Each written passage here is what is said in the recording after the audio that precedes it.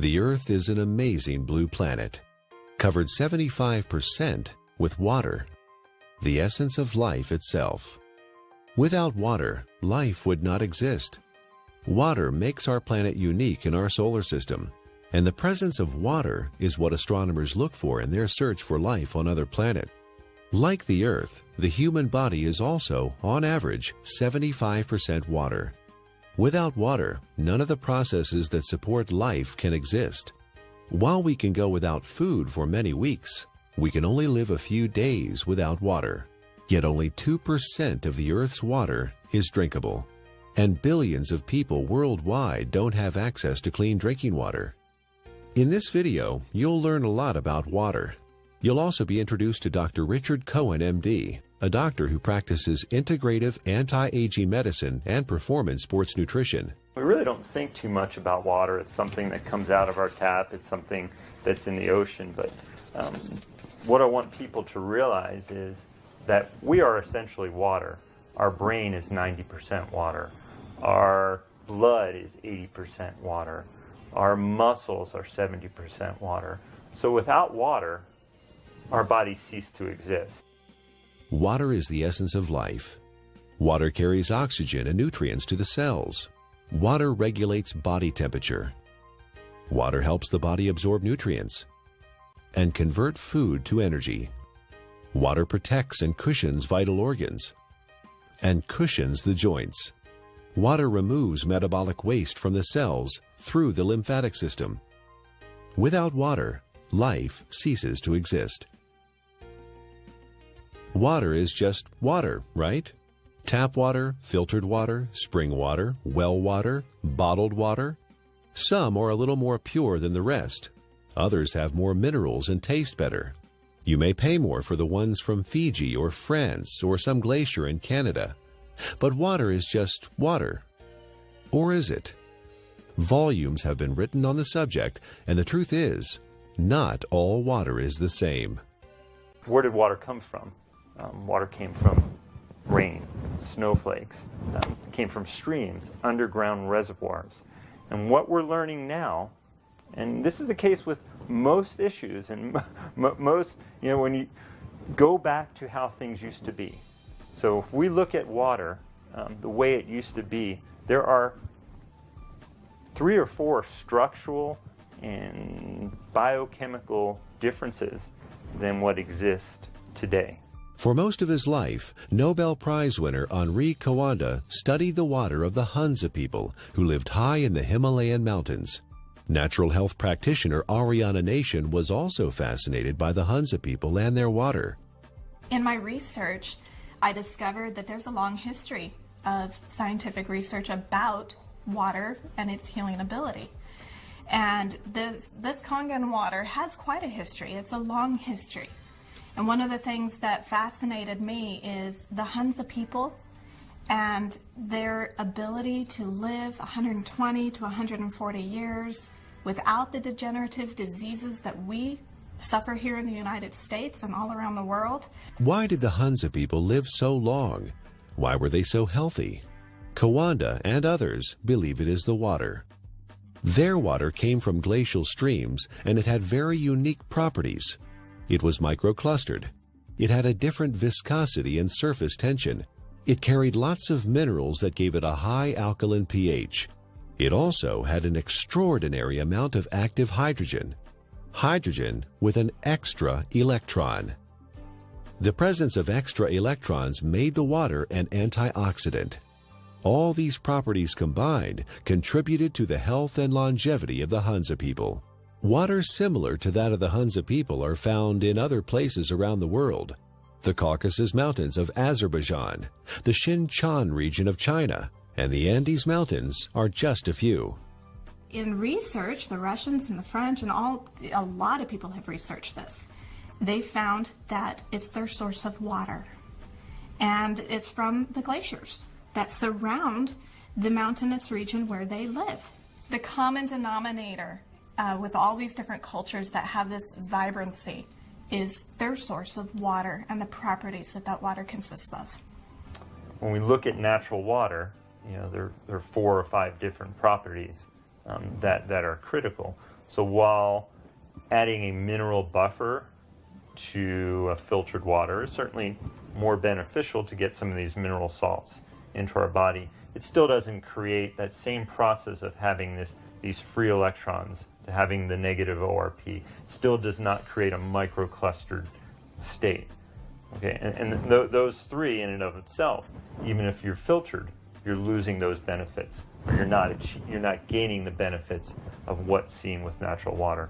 So while it's a small step to take, beneficial, as opposed to drinking acidic water, it's not providing the same benefits.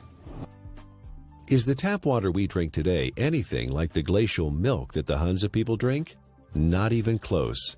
It has lost most of its living energy properties as it has traveled through our municipal water system. It is free of pathogens most of the time, but now carries chlorine, fluoride, and chlorine byproducts. It is sometimes contaminated with radium, rocket fuel, and pharmaceuticals like birth control pills. If your pipes are old, your water may be contaminated with lead or other heavy metals.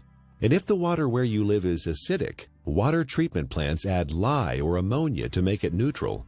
Not exactly glacier milk, is it? Where going back to the natural state of water is essential and critical for health. But we haven't done that, have we? Instead, we came up with a better answer: bottled water. Last year, Americans spent more on bottled water than on iPods or movie tickets. $15 billion.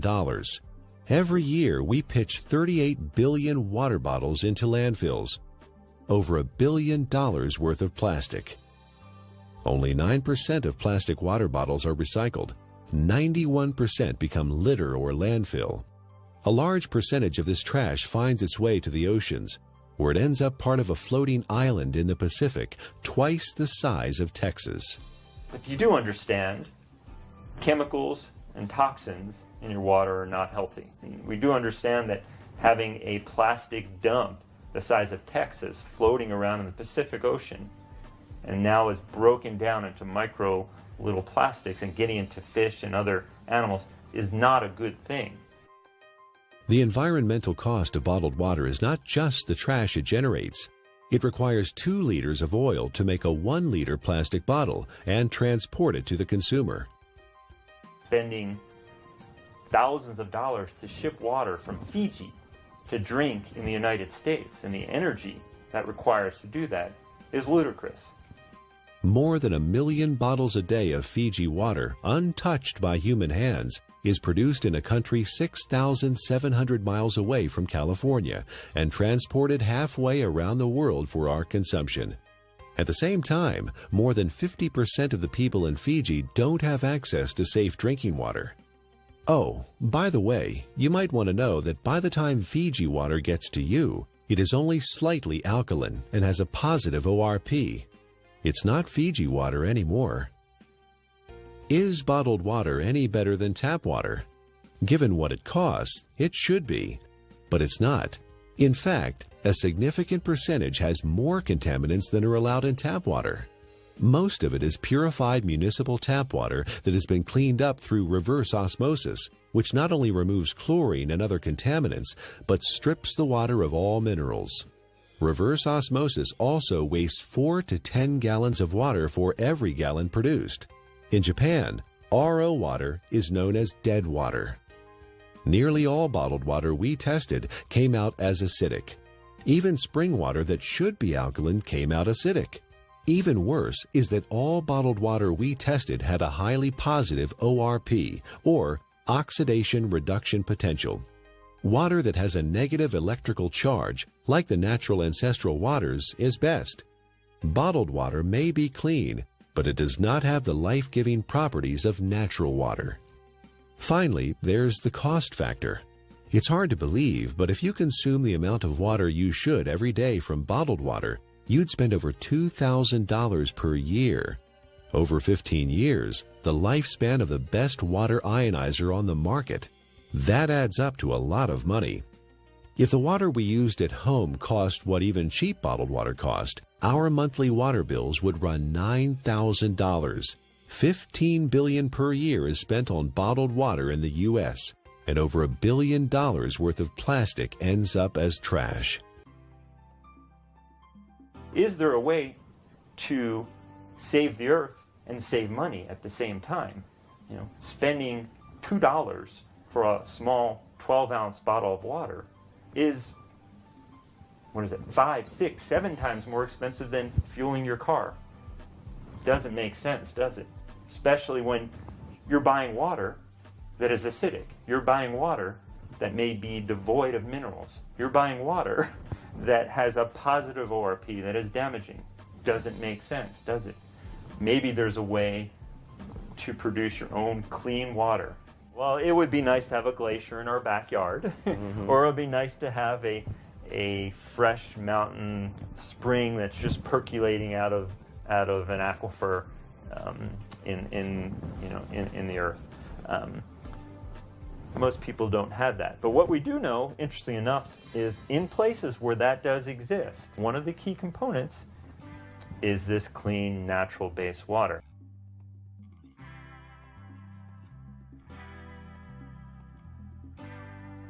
If you care about the earth and your pocketbook and are currently drinking purified bottled tap water, get a carbon filter for your faucet and use a safe, reusable water bottle.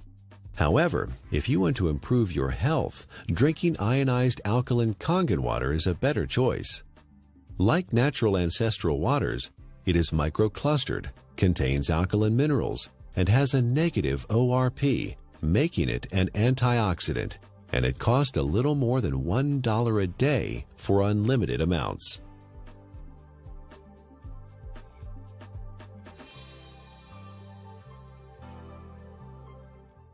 There's no doubt that the U.S. is experiencing a crisis in healthcare. We spend more on healthcare than any other country, but rank just 37th out of 191 in performance. For the first time in the last 200 years, U.S. life expectancy is expected to decline, not increase. You die earlier and spend more time disabled if you're in America than in most other advanced countries. According to the Centers for Disease Control, over 60 million people in the U.S. are obese. That's 34% of the population. 50 million people have high blood pressure. 13.5 million people have coronary heart disease, with 1.5 million suffering heart attacks every year. 16 million people have type 2 diabetes. 41 million are pre-diabetic. 95,000 people are diagnosed with colon cancer each year. The solution? A pill for every ill, and an ill for every pill. The pharmaceutical industry is a $680 billion giant, and our lifestyle keeps them in business. Eat, drink, and be merry, then call 911 for a surgeon. Fortunately, we are experiencing a paradigm shift, a sea change in how many people view their health, from treatment of symptoms to prevention and optimal wellness, from disease care to health care. Many experts in new medicine or new biology believe that dehydration and chronic acidosis are the underlying causes of many diseases. They believe we are chronically dehydrated on top of being overly acidic due to our modern diet and lifestyle. These two factors combined set the stage for the development of most, if not all, illness. Most people don't believe that dehydration is a problem because they drink fluids, coffee, tea, soda, etc. But chronic dehydration has no obvious symptoms. It's not like the man dying of thirst in the desert, and you can be chronically dehydrated even if you think you are consuming enough fluid. Adequate hydration is critical to how our body functions and heals itself, and water, pure water, is the natural way to stay hydrated. What we need to understand is what is water and what is not water. We as a civilization, or as a modern civilization or modern culture, have begun to think of water as tea, as soda, as milk, as energy drinks, as coffee. It has water or liquid substance to it, but it is not water. Okay? Even what comes out of our tap and what is in the bottled water. While structurally maybe the water molecule, once we understand how water exists in its natural state before modern times, we'll realize that even that is not necessarily the water that our body evolved to exist on. How can one determine if they're drinking enough water is the question. First thing is, if you're thirsty, you're way behind. Okay, that's a clear point. Our thirst mechanism doesn't kick in until we're already slightly dehydrated. So if we wait till we get thirsty, then we are already beginning to become dehydrated and might experience symptoms like not thinking quite as clearly, or beginning to feel fatigued, or muscles may cramp up, may even start to feel hungry. And a lot of times hunger is really a sign of thirst. We are born 95% hydrated. As we grow up, we lose a little more water every year. When we reach middle age, we're about 70% water. In our 60s, maybe 60 to 65%. A steady decline until death when we are just 50% water. There are several signs of chronic dehydration that arise when the body enters survival mode and begins to preserve water for the most vital functions. There are 5 distinct conditions related to chronic dehydration where the body begins to ration water: asthma, allergies, hypertension, constipation, and type 2 diabetes. Symptoms include exhaustion, lack of energy, headaches, skin problems, obesity, and joint pain. Finally, and perhaps most importantly, the acid-alkaline balance of the body is disrupted, leading to chronic low-grade acidosis and a host of modern diseases related to that condition. Don't wait until you're thirsty. Have a glass of ionized water. It's microclustered, alkaline, and contains active hydrogen and bicarbonate buffers. Critical is first thing in the morning, wake up and have a big glass of water. Make sure you drink a big glass of water through the day and see how you feel. It's sometimes incredible, and the effects can be very dramatic. People have never really had clean, natural water.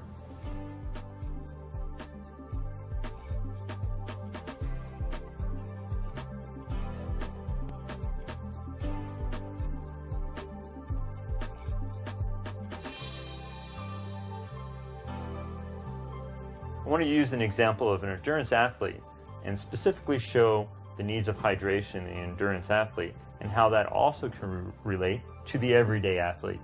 The person who's mowing their lawn and taking care of their kids, who is working, going to the gym,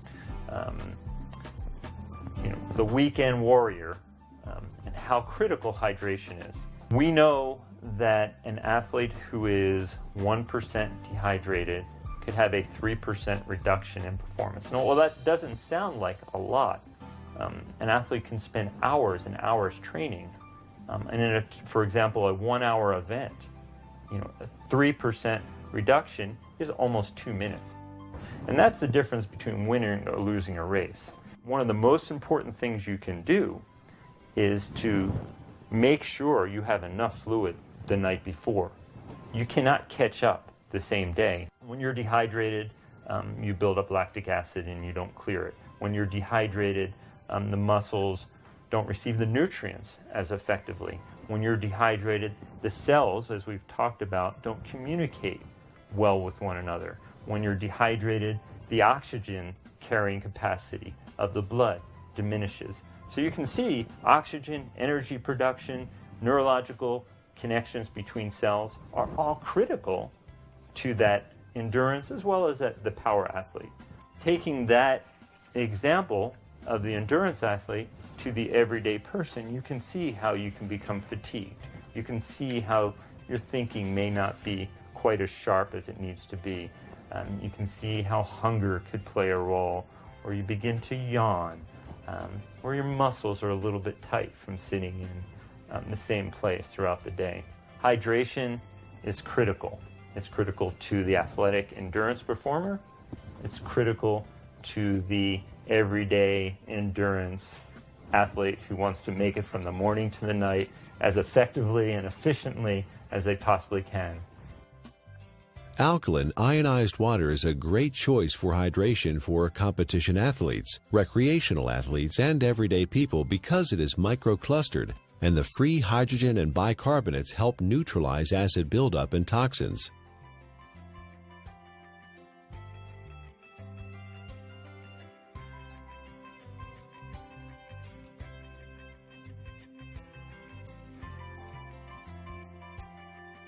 Chronic low-grade acidosis is a condition that develops over time and affects the quality of life and our ability to enjoy optimal health.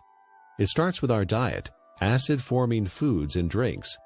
Our sedentary lifestyle, poor digestion, and poor elimination add to the problem. The fluids between and within our cells become more acidic. To maintain balance, the body mobilizes buffers, minerals, and hydroxyl ions from the bones and other tissues.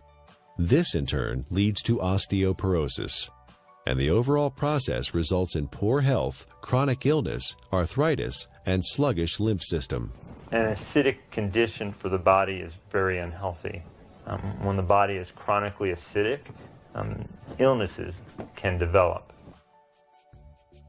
Think of your cells like a fish in a bowl of water. When the fish are sick, what do?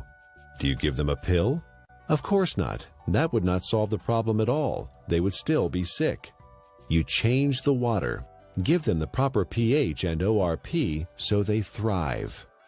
pH stands for potential hydrogen and is a measure of the acidity or alkalinity of a solution. pH is neutral at 7.0. Above that is alkaline, below that is acidic. It's a logarithmic scale. Each increase in pH means 10 times more or less hydrogen is present. Alkaline ionized water has a pH between 8.0 and 9.5. Your body uses a system of buffers to keep the pH of your blood in a tight range of between 7.35 and 7.45, slightly more alkaline than pure water. The body relies on a very tight level of pH, or hydrogen atoms, to control lots of function within the body. When the body becomes acid, systems begin to malfunction. We understand fish tanks and swimming pools. When they're acid, you need to make a change. When a fish tank is acid, fish die. When a pool becomes too acid, you don't want to go in it. When rain is acid from sulfuric acid and other too much carbon dioxide, it breaks statues. They begin to disintegrate. And we know acid rain and damages lake. Well, our body becomes a sink for this acidity. And when this acidity builds up, it in essence is one of the reasons for disease in our body. Bones begin to demineralize. Our ability to create energy decreases. Our immune system becomes depressed. The inflammation for aches and pains increases. Not a good thing to be acid. Dr. Linda Frassetto has proposed a revolutionary hypothesis that obesity is an evolutionary adaptation. While at one time we were able to metabolize our food and dispose of the normal acid waste through our kidney and liver using the bicarbonate buffer system, the sheer amount of acid waste that the body must handle today has created a problem. In order to protect the internal organs from damage, the body has adapted and now stores acid waste in the fat cells, as well as turning it into cholesterol, uric acid, kidney stones, and other storage forms. In her book, The Chemistry of Success, Dr. Susan Lark describes the effects of chronic low-grade acidosis. First, you tend to tire easily and become fatigued, retain toxins and heavy metals, lack energy to achieve your goals, become more pessimistic, develop chemical sensitivities, experience stiffness and joint pain, brain fog, and chronic fatigue. Several long-term medical problems are due to chronic acidosis: high blood pressure, autoimmune disorders, cancer, heart disease, diabetes, and inflammation.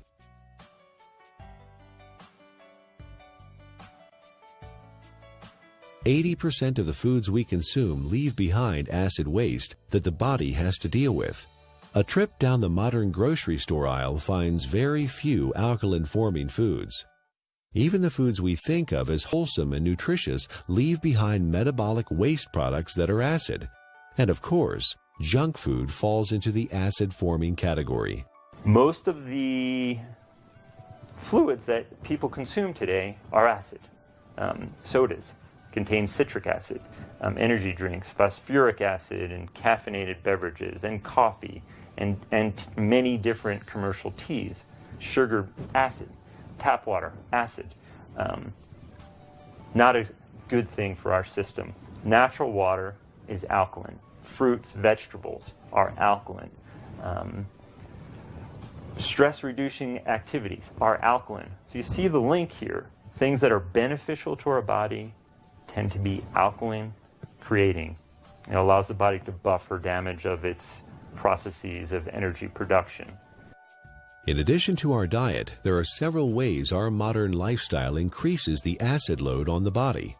Physical and mental stress reduce oxygenation and blood flow and increase muscle tension. Strong emotions like anger, fear, hostility, anxiety, or excitement. Vigorous exercise, which produces lactic acid, pyruvic acid, and CO2, decreasing muscle pH. Frequent airplane travel with cabin air lower in oxygen and higher in CO2. Over-the-counter and prescription medicines and vitamins. All these things produce more acid for the body to deal with. Consuming more acid is like consuming and sucking life out of your system. You have a certain ability to buffer that, and you will break down. So water in its more alkaline state, it provides it more of a capacity, to handle some of the stressors of life that we face, or the choices that we face. Drinking ionized alkaline water, the equivalent of ancestral or glacial water, is an affordable, practical, and accessible solution to provide the body with a constant stream of alkaline bicarbonate buffers to neutralize acidity with no side effects. The cycle of wellness begins with a diet that contains more alkalizing foods and ionized alkaline water. Moderate exercise, good digestion, and complete daily elimination are also important.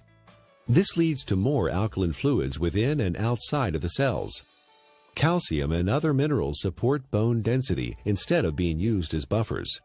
An alkaline body leads to better digestion, less illness, fewer colds or flu, a feeling of well-being, better lymphatic flow, more energy and stamina.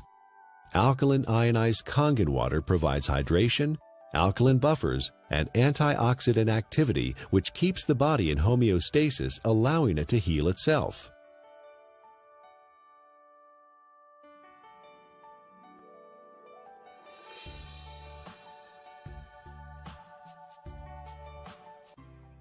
Japanese scientists investigated the Russian research about Hansa water and found that electrolysis could be used to create living water with properties similar to Hansa water.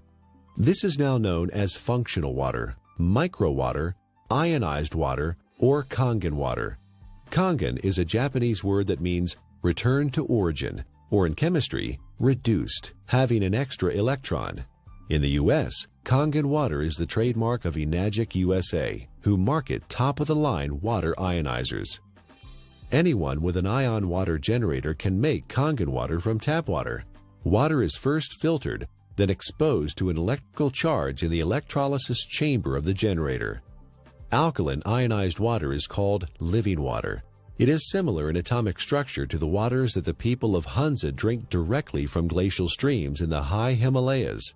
It is fresh, invigorating, life-enhancing, free radical scavenging, and delicious.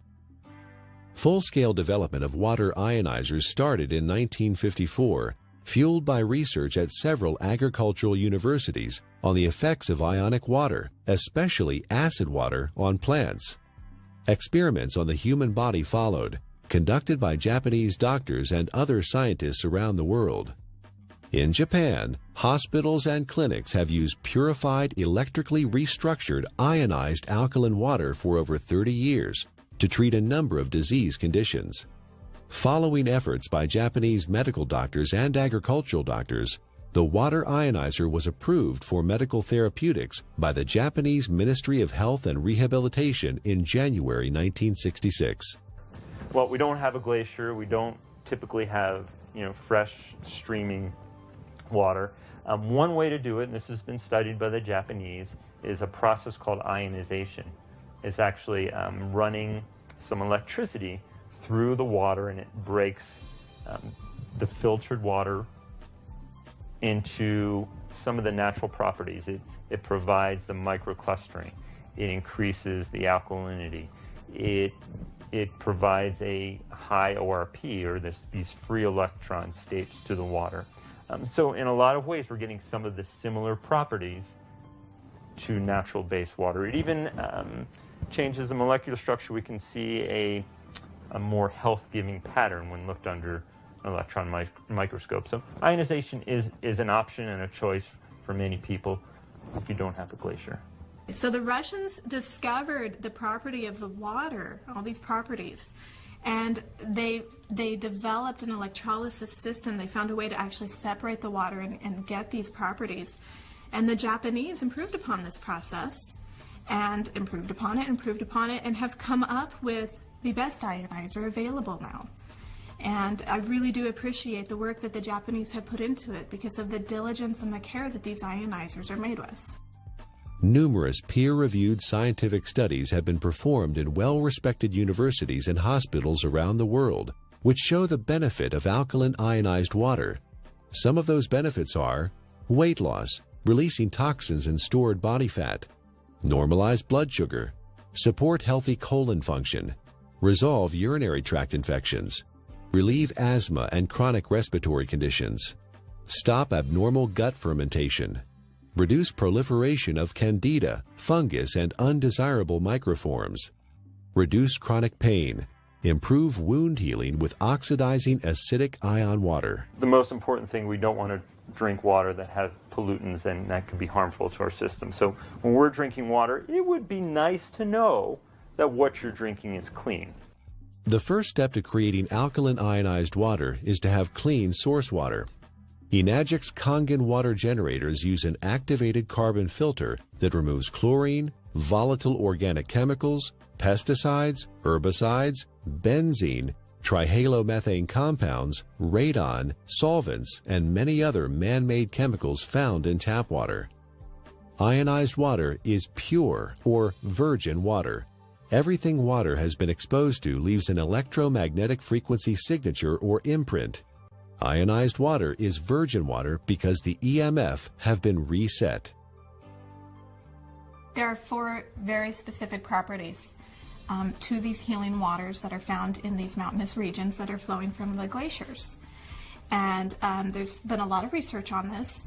The Russians discovered it, and they discovered a way to make it. And those 4 properties are, it's hexagonal, and what that basically means is it's shaped like a snowflake. You look at it under a microscope. It's beautiful. It's crystal structured. Ionized water has been restructured. The water molecules cluster in groups of 4 to 6 instead of the normal 10 to 15. Nuclear magnetic resonance has documented this difference. The reduction in cluster size helps the body absorb ionized water more quickly and efficiently. Also micro-clustered, micro meaning small clusters. It's broken down very small so the body can easily absorb it. It's very bioavailable. It was very alkaline. pHs around 9.5. Some were found at 9.0. So it really helped the body as far as not adding acid waste to the body and helping to keep the body very alkaline. You may hear a term, it's called clustering. The water molecules naturally exist in a cluster, and some people call it hexagonal, which would be 6. So they naturally exist in a cluster of 6 water molecules. The water as found through taps and commercial water sources is a much larger cluster of water molecules. There are many beneficial properties to that, and it enhances the body's ability to hydrate. I was really excited when I started actually to quote-unquote play with the water in my own kitchen with different supplements, with powders and tea and oil and all the different things that I worked with.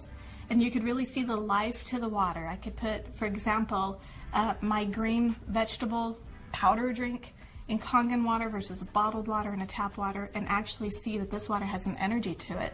In fact, it will stir itself and become very, very absorbable, and you can watch that happen within the water.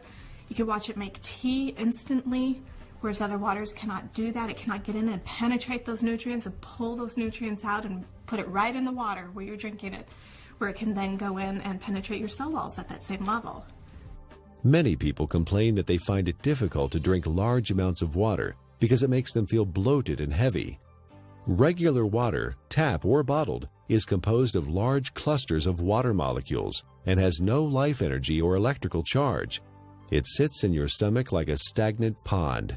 In contrast, drinking ionized alkaline water is easy because it tastes much better than tap or bottled water, and the smaller molecular cluster size and life energy it carries allows it to be absorbed more quickly. And the other feature is it has a negative ORP, and what that stands for is oxidation reduction potential. Not to get real big and fancy, a lot of people are like, oh, what is that? It is the ability of that water to reduce the oxygenation of the body. The property of the water that actually gives it this negative ORP, or the potential to reduce the aging in our body, is the active hydrogen that it consists of. ORP, also known as redox potential or oxidation reduction potential, measures the tendency of a molecule to gain or lose electrons.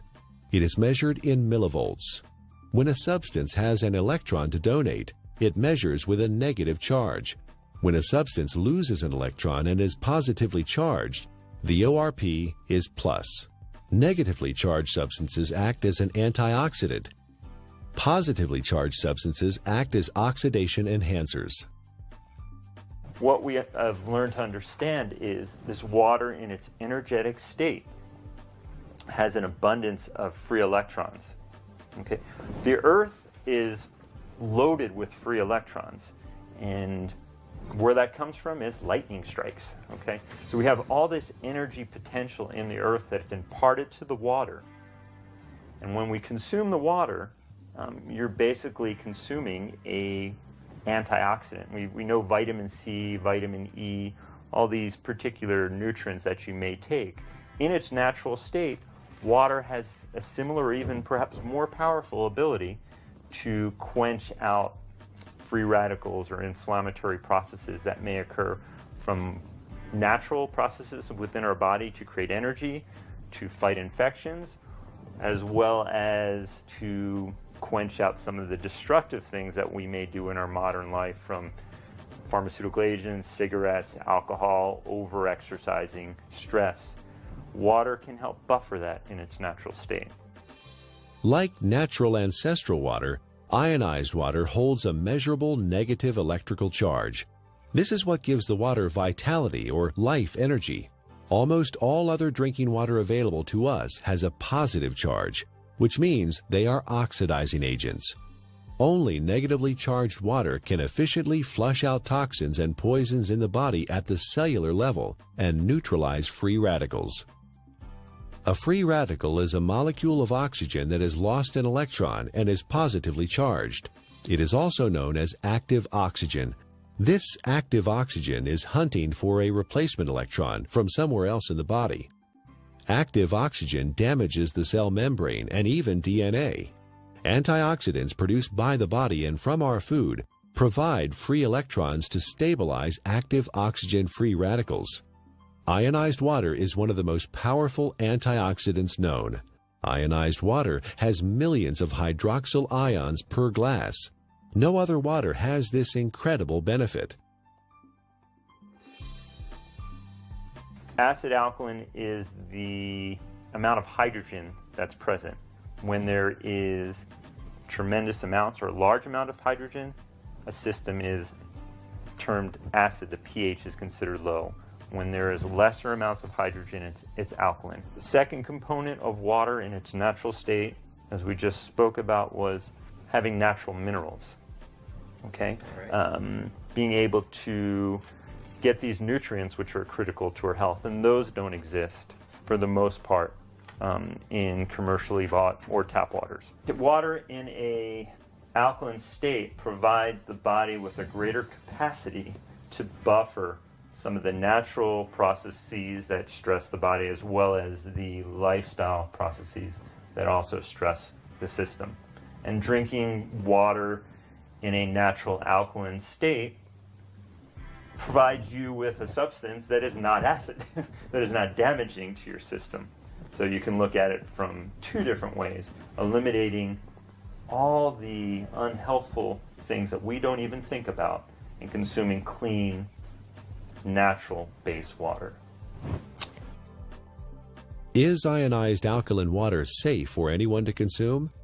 Certain medical conditions require fluid restriction, so you should follow your doctor's advice. For these people, because of the unique imbalances that are created, extra fluid is not processed well. So the standard conventional mechanism, don't take fluid because you can't process it. Let's minimize it. While the cells intracellularly are starving. See, the problem is that the fluids can no longer get into the cells effectively. Is it because people are not drinking or haven't drinking natural water? Certainly one component of it. It has to do with the health of the actual cellular membrane.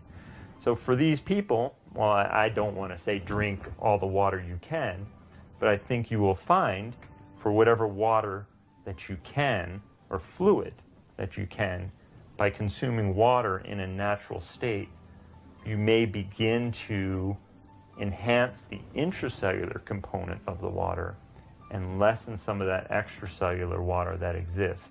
And in doing so, you may find that your fluid intake may gradually increase, and that would be beneficial.